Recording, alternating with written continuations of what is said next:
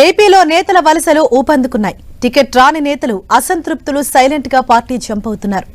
వెళ్తూ అధిష్టానం పెద్దలపై దుమ్మెత్తిపోస్తున్నారు. వైసీపీ నుంచి టీడీపీలోకి, టీడీపీ నుంచి వైసీపీలోకి, జనసేన నుంచి వైసీపీలోకి ఇలా వలసల పర్వం కొనసాగుతోంది. హరిరామ జోగయ్య కుమారుడు సూర్యప్రకాష్ వైసీపీలో చేరారు. చేగొండి సూర్యప్రకాష్ జనసేనను వీడి వైసీపీలో చేరారు. సీఎం క్యాంప్ ఆఫీసులో జగన్ సమక్షంలో ఆయన వైసీపీ కండువా కప్పుకున్నారు. 27 ఏళ్లు టీడీపీకి పనిచేశానని, కష్టపడి పులివెందులలో టీడీపీని నిర్మించానని, అయినా తనకి ఎలాంటి ఫలితం దక్కలేదన్నారు వైసీపీ నేత సతీష్ రెడ్డి.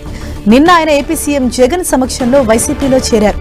తన కష్టానికి విలువివ్వకుండా అవమానపరిచారంటూ ఆవేదన వ్యక్తం చేశారు. ఇటు తెలుగుదేశం పార్టీ కూడా ఒక్కసారిగా గేర్ మార్చింది. ఇవాళ ఒక్కరోజే వైసీపీకి చెందిన 3 కీలక నేతలను పార్టీలో చేర్చుకోనున్నారు. వీరిలో 2 ఎంపీలు కాగా మరొకరు సిట్టింగ్ ఎమ్మెల్యే, మరికొందరు కీలక నేతలు సైతం సైకిల్ ఎక్కే అవకాశం ఉంది. మైలవరం సిట్టింగ్ ఎమ్మెల్యే వసంత కృష్ణ ప్రసాద్ ఉదయమే టీడీపీలో చేరారు. చంద్రబాబు సమక్షంలో టీడీపీ కండువా కప్పుకున్నారు. హైదరాబాద్లోని చంద్రబాబు నివాసానికి వసంత కృష్ణ ప్రసాద్ తన అనుచరులతో కలిసి వెళ్లారు. వారందరికీ చంద్రబాబు టీడీపీ కండువాలు కప్పి పార్టీలోకి ఆహ్వానించారు.